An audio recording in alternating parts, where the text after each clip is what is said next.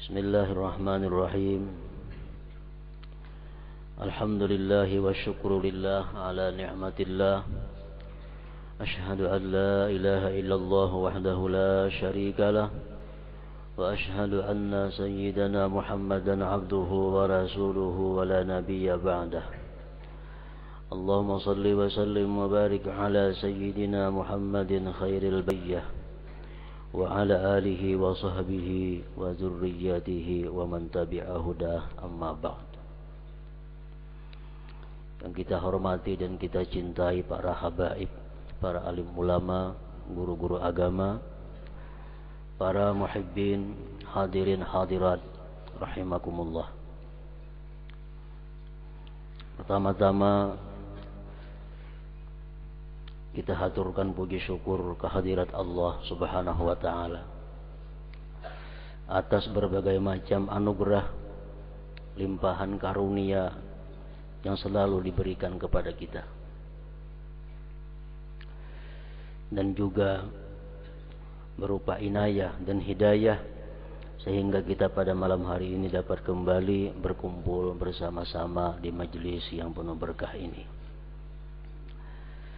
Juga salawat dan salam kita haturkan kepada junjungan kita Sayyidina Nabi kita, penghulu kita, Nabi besar Muhammad sallallahu alaihi wasallam, dan juga kepada seluruh keluarga, para sahabat, zuriat beliau dan pengikut ila yaumil qiyamah. Para muhibbin rahimakumullah. Ar-Rabi' wa Thalathun min Suwaril Quran, Suratu Saba, Makiyatun wa ayatuha arba'un wa khamsun. Yang ke-34 daripada surah-surah Al-Quran, yaitu surat yang bernama Saba. Surat Saba ini diturunkan di Mekah dan ayatnya berjumlah 54 ayat.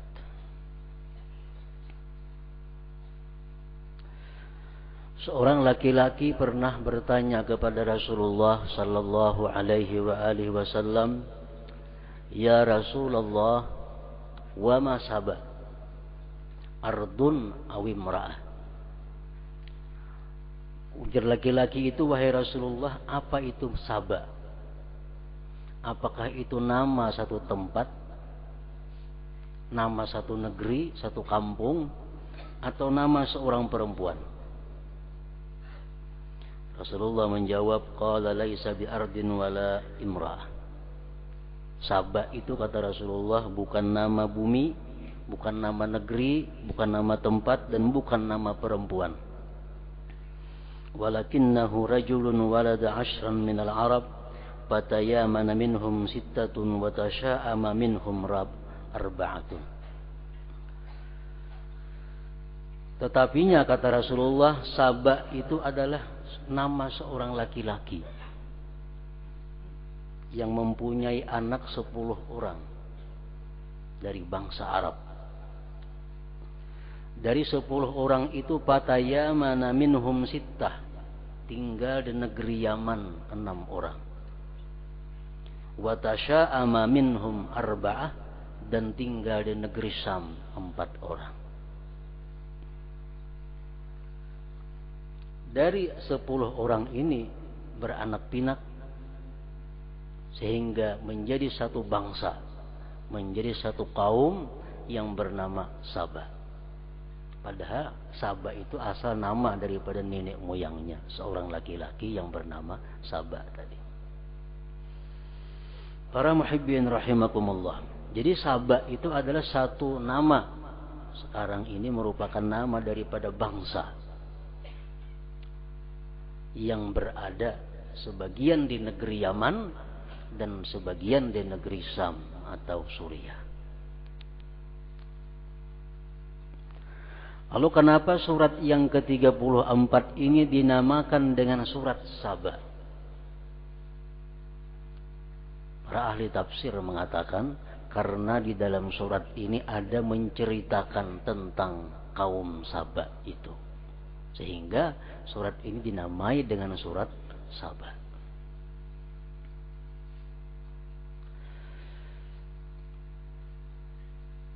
Dalam ayat 15, 16, 17 dan seterusnya, Allah berfirman dalam surat ini, laqad kana li saba'in fi maskanihim ayah jannatani an yamini wa shimal kulu min rizqi rabbikum washkuru lah baldatun tayyibatun wa rabbun ghafur fa'aradu fa'arsalna alaihim saylal arimi wa baddalnahum bi jannatayhim jannataini dhawatai ukulin khamti wa asli wa syai'in min sidrin qalil dzalika jazainahum bima kafaru wa hal nujazi illal kafur.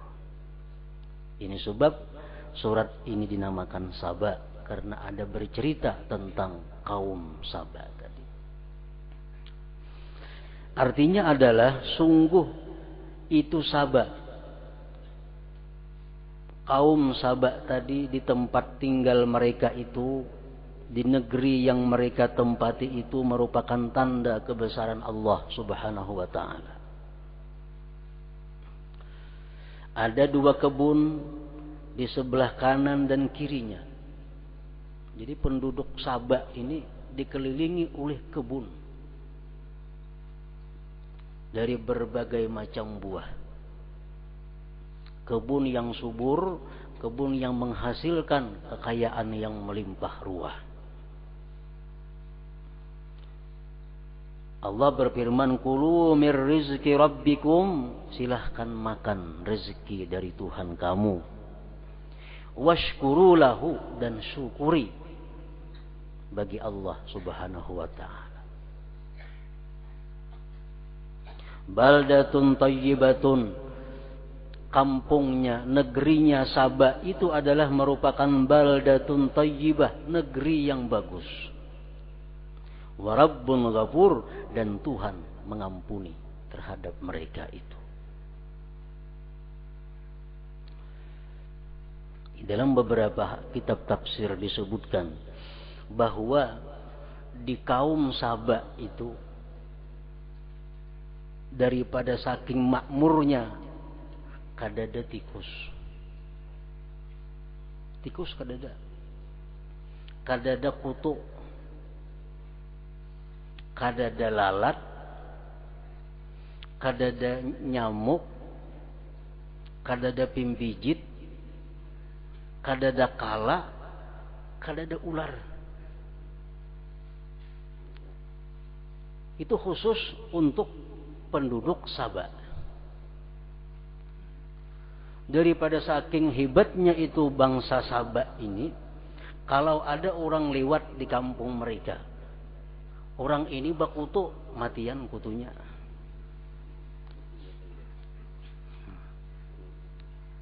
Hanya karena udaranya itu Saba.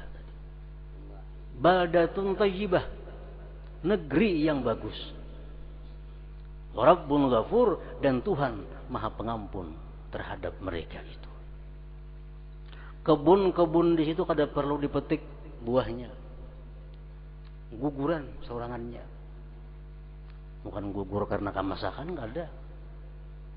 Macam kita nyiur gugur, kada ada lagi nyiurnya dimakan tupai. Itu gugur dalam keadaan baik. Walhasil itu negeri atau kampung yang ditempati kaum Saba ini merupakan ayah, tanda kebesaran Allah Subhanahu wa ta'ala. Menurut sebagian ahli sejarah, itu terjadi pada 800 tahun sebelum Masehi. 800 tahun sebelum Masehi.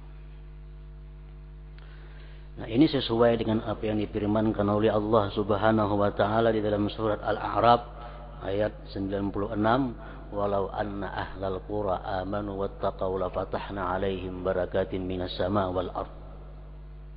Andai kata penduduk satu negeri, satu kampung itu beriman dan bertakwa kepada Allah, Allah bukakan atas mereka berkah-berkah dari langit dan berkah-berkah dari bumi. Ia seperti penduduk yang dinamakan Saba tadi. Mereka beriman, mereka bertakwa kepada Allah, sehingga dibikin sedemikian rupa kemakmuran negeri itu oleh Allah Subhanahu wa ta'ala. Para muhibbin rahimakumullah, andai kata penduduk satu negeri beriman dan bertakwa, macam apa maksudnya beriman bertakwa penduduk satu negeri itu? Beriman dan bertakwanya penduduk satu negeri itu dapat dilihat dari 6 pundi-pundi negeri, 6 pokok satu bangsa. Bila 6 pokok ini bagus, maka boleh dikatakan itu negeri merupakan negeri yang amanu wattaqau, beriman dan bertakwa. Apabila 6 ini bagus, maka baguslah suatu bangsa. Iman dan takwa satu kampung, satu negeri dapat dilihat dari 6 kelompok mereka itu. Yang pertama dikatakan oleh mereka para ulama, kampung yang beriman dan bertakwa, negeri yang beriman dan bertakwa itu adalah yang pertama ilmu ulama. Ilmu para ulama.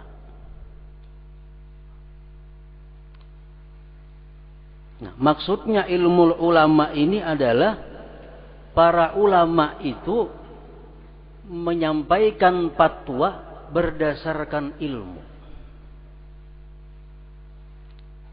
Para ulama menjelaskan hukum, menguraikan hukum berdasarkan ilmu. Nah, ini pertama adalah ilmu ulama.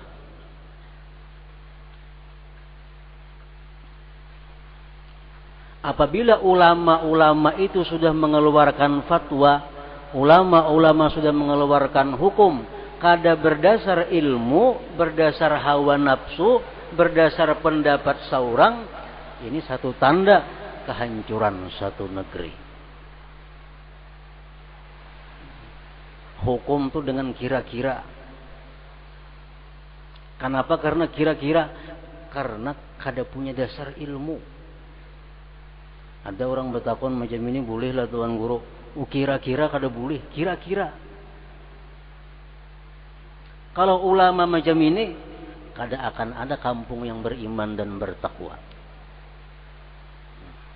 Pertama ilmu ulama, ilmunya para ulama. Jadi ulama itu memberikan fatwa berdasarkan ilmu. Kalau kada tahu, bapadah la adri, kada tahu. Jangan ada kira-kira.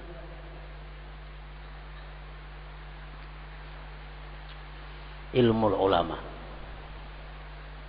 Yang kedua, pengertian ilmu ulama itu adalah ulama itu mengajarkan ilmu kepada masyarakat, kepada rakyat satu negeri, ilmu yang bermanfaat bagi mereka. Jangan mengajarkan ilmu yang membawa kemudaratan kepada mereka, membawa kepada kesesatan bagi mereka rakyat. Ilmu sama lawan ubat. Kada samuan ubat itu baik untuk semua orang. Nah, sama ilmu. Ada ubat yang bagus diminum baik anak-anak sampai orang tua, nang sigar nang garing baik minum ubat. Ada ubatnya itu. Macam vitamin umpamanya. Nah, ilmu pun ada juga yang bisa disebarkan, yang bisa diterima oleh anak-anak sampai orang tua. Nah, jadi ulama ini memberikan ilmu mesti sesuai dengan yang menerimanya. Jangan sembarang mengajarkan ilmu kalau belum tahu yang menerima ini orangnya, persiapannya, dasarnya macam apa.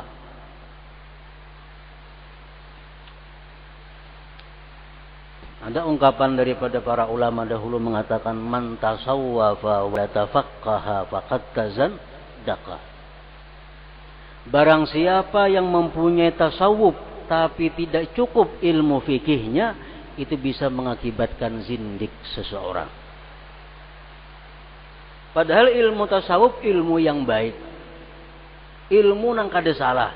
Tapi karena salah memberikannya kepada orang yang belum cukup fikihnya, akhirnya jadi zindik. Akhirnya menjadi murtad. Nah sama ubat. Kakanakan nang halus nang umur 2-3 tahun diberi ubat budrik 2 biji sekali minum.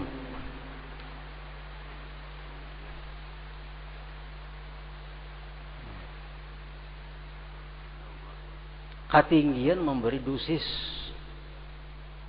Ketinggian memberi dosis. Maka bila sudah ketinggian memberi dosis ini, obat ngerandah lalu kabalnya kada mampan lagi. Orang tuh mahir diberi obat yang tinggi-tinggi dosisnya. Diberi obat yang rendah kada mampan lagi nya. Mahir minum nang amoxicillin 500 ml minumannya. Diberi 2,5 kada mampan lagi. Nah sama orang nang mengaji ilmu tinggi badahulu, lajari fikih kada menerima lagi nya. Kada menerima lagi. Ilmu yang bicara Allah Ta'ala, bicara Tuhan, lajari rukun sembahyang, lajari kada menerimanya. Kenapa? Ketinggian badahulu. Nah jadi ulama, maksudnya ilmu ulama ini adalah memberikan ilmu yang bermanfaat kepada rakyat, kepada masyarakatnya. Pertama ilmu ulama. Kalau sudah ulama ini menyebarkan ilmu yang bermanfaat, ulama berfatwa sesuai dengan ilmu, berarti 1 tiang dari 6 tiang negara ini bagus. 1 pondasi dari 6 pondasi negara bagus. Yang kedua adalah adlul umara. Adilnya pemerintah. Adilnya para pejabat-pejabat kita. Baik pejabat yang di legislatif DPR atau pejabat yang di eksekutif bupati, baik yang di yudikatif polisi sampai hakimnya.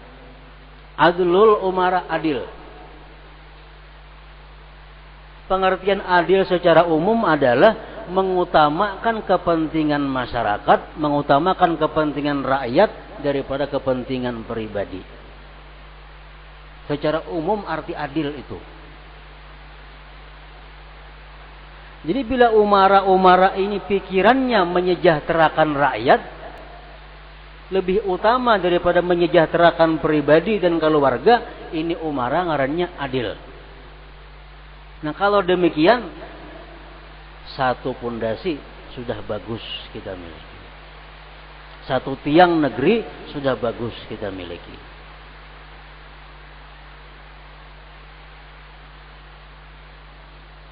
Yang ketiga adalah ikhlasul ubad.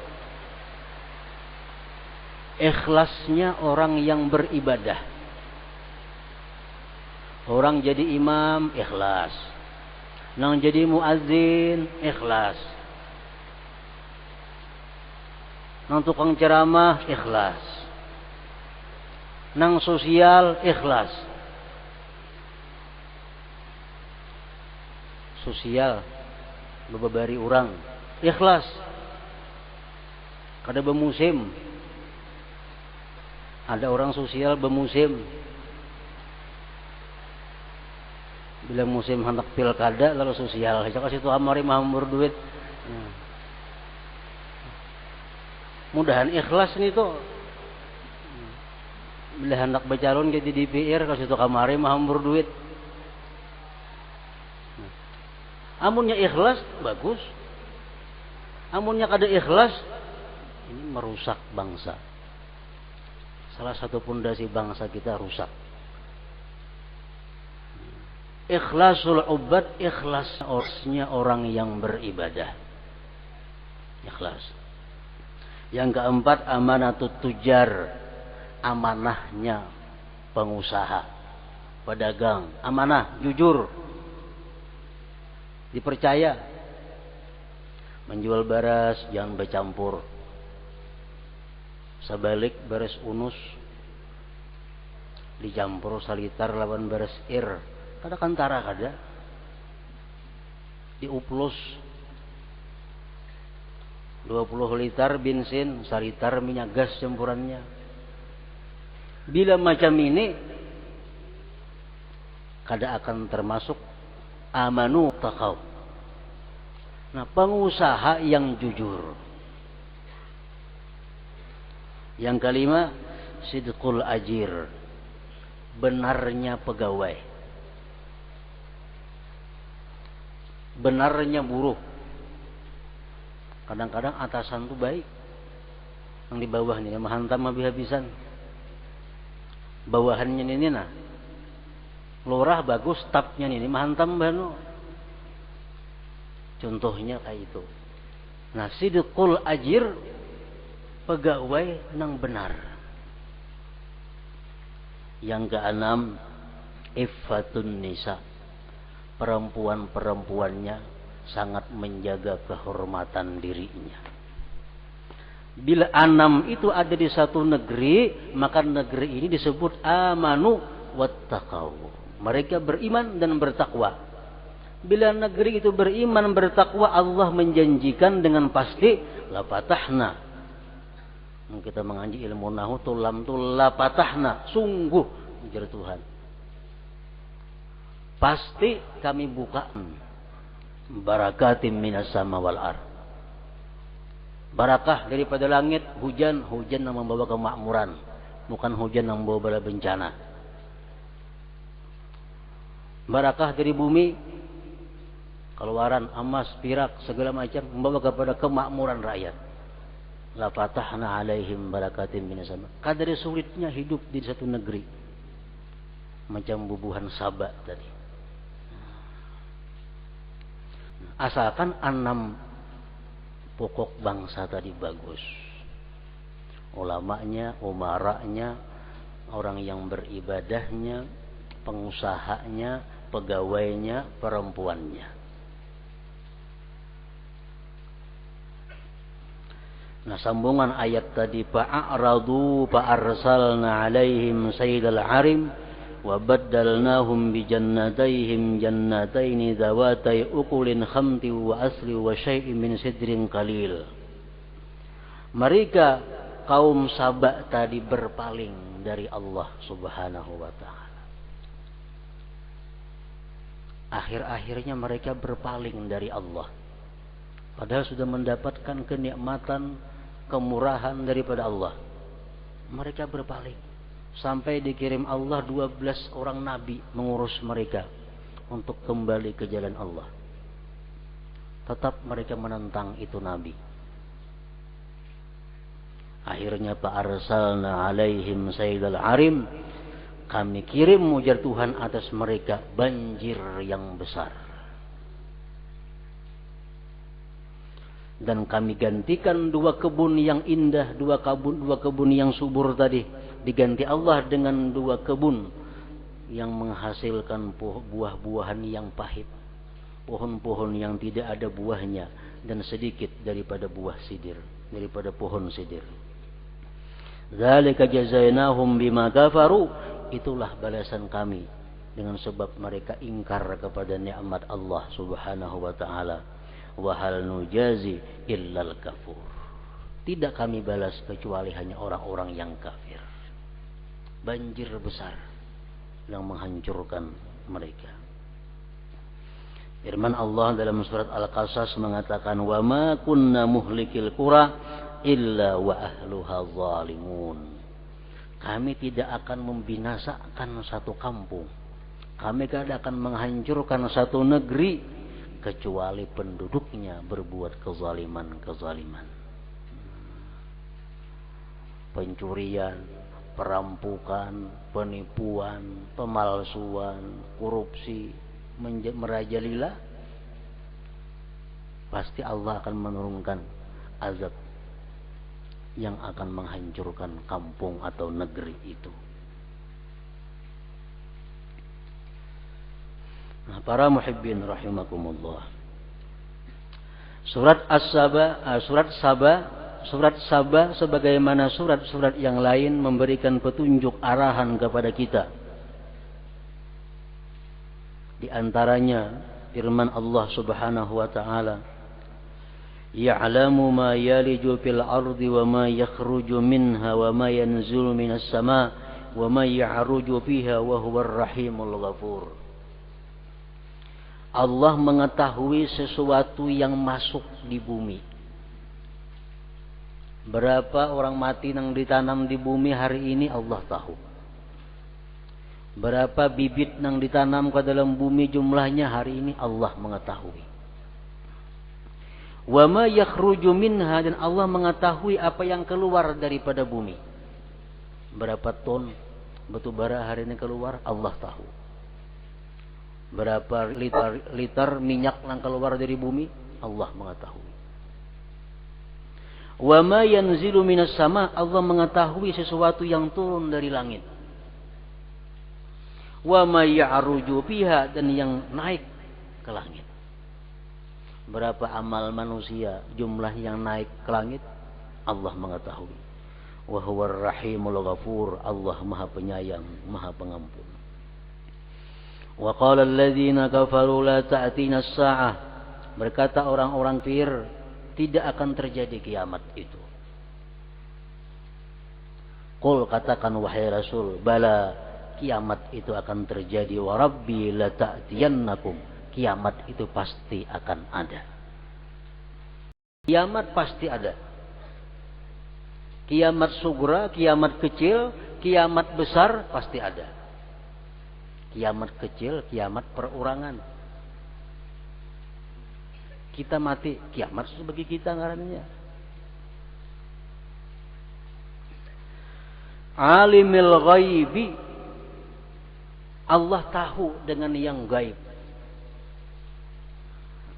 Ini hanya Allah Subhanahu wa ta'ala yang punya pengetahuan terhadap yang gaib. Yang lain tidak boleh tahu kecuali orang-orang tertentu yang diberikan Allah Subhanahu wa ta'ala. Nah, apa nang gaib itu? Antara lain mengenai hujan. Kapan hujan? Di mana hujan itu terjadi? Jam berapa tepatnya hujan? Berapa banyak jumlah banyu yang turun dari hujan itu hanya Allah yang tahu. Itu perkara gaib, kada akan bisa diketahui oleh siapa juga pun. Yang kedua, yang gaib adalah mafil arham, segumpal darah, segumpal daging, kumpulan air mani, hanya Allah yang tahu ini bakal laki-laki atau bini-bini. Ada yang tahu. Kalau ada orang lain mengatakan ini laki-laki, kita kada boleh percaya. Berdosa kita percaya terhadap yang gaib-gaib itu, karena itu hanya Allah yang mengetahui. Dalam rahim yang masih berupa darah, masih berupa air mani, belum berbentuk, itu hanya Allah yang mengetahui laki-laki atau perempuan. Yang ketiga, yang gaib itu madza taksibu gada, apa yang kau lakukan besok. Besok kita apakah melakukan maksiat, apakah melakukan taat, apakah untung, apakah rugi, apakah garing, apakah mati, hanya Allah yang tahu. Alimil ghaib. Yang keempat, bi ayyi ardin tamut, di mana engkau mati. Di motor, di rumah sakit, di rumah, di batang banyu, dalam sumur, hanya Allah yang tahu. Yang kelima, qiyamus saah, kiamat apabila, hanya Allah yang tahu. Alimul ghaib. La ya'zubu anhu misqalu dzarratin bis samawati wala fil ard wala asgharu min dzalik wala akbar illa fi kitabim mubin. Tidak ada yang hilang daripada Allah seberat biji sasawi jua pun, baik di langit di bumi. yang kecil daripada itu atau yang besar, melainkan dalam kitab yang nyata. Nah, ini firman Allah memberikan satu kesimpulan kepada kita bahwa Allah itu maha tahu dari yang sekecil-kecilnya sampai yang besar. Nah, kalau kita meyakini, mengimani bahwa Allah ini maha tahu, akan timbul di dalam diri kita pertama khasyatullah. Khasyatullah, takut kepada Allah Subhanahu wa ta'ala. Berbuat maksiat kada wani. Maling mun tahu ada polisi kada wani menjuntaninya. Kada wani juntan.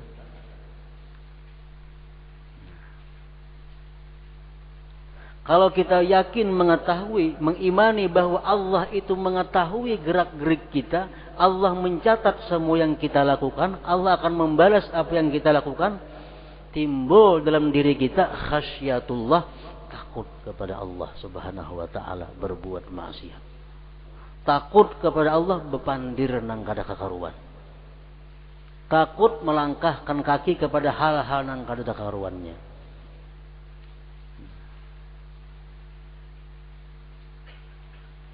Wal haya minallah, akan timbul perasaan malu daripada Allah. Membuka aurat itu kada baik, walaupun saurangan. Kenapa? Kalau kita beriman bahwa Allah akan melihat, akan timbul perasaan malu kita kepada Allah Subhanahu wa ta'ala. Yang ketiga, kita beriman bahwa Allah itu maha tahu tadi. Al-kifayah bi'ilmillah, kita hendaknya merasa cukup dengan ilmu Allah dalam hal ibadah. Kita sembahyang, kita puas, Allah tahu. Orang lain tahu kada jadi masalah. Berbuat sosial, kita puas, Allah sudah tahu sosial kok. Sembahyang malam, tahajud sudah cukup, Allah sudah tahu. Orang lain kada perlu tahu. Itu buah keimanan kepada ayat ini. Tidak sedikit pun hilang daripada pengetahuan Allah Subhanahu wa ta'ala. Illa fi kitabim mubin. Nah, para muhibbin rahimakumullah, kalau kita sudah meyakini bahwa Allah itu tahu, kita merasa cukup dengan pengetahuan Allah, itu adalah obat yang mujarab untuk bisa mendatangkan ikhlas. Orang nang riya itu orang nang kada cukup, hanya Allah nang tahu. Harus orang lain juga tahu. Aku bersedekah kada puas, Allah aja nang tahu. Diumumkan orang lain harus tahu. Membaca Quran kada puas, hanya Allah nang tahu, orang lain mesti tahu juga. Nah, jadi kalau kita merasa cukup bahwa hanya Allah yang tahu dan Allah mengetahui, ini modal utama untuk keikhlasan amal ibadah yang kita lakukan dan terhindar daripada sifat riya yang menyebabkan amal tertolak daripada Allah Subhanahu wa ta'ala. Rasulullah bersabda, la yaqbalullah azza wa jalla amalan bihi mithqalu dzarratin min riya. Allah tidak menerima satu ibadah yang di situ ada sekecil biji sesawi daripada riya. Jadi kita cukup puas bila Allah sudah mengetahui apa yang kita lakukan dalam hal kebaikan. Nah, para muhibbin rahimakumullah, selanjutnya adalah surat yang ke-35, surat Fatir. Hadratin Nabi sallallahu alaihi wasallam, al-Fatihah.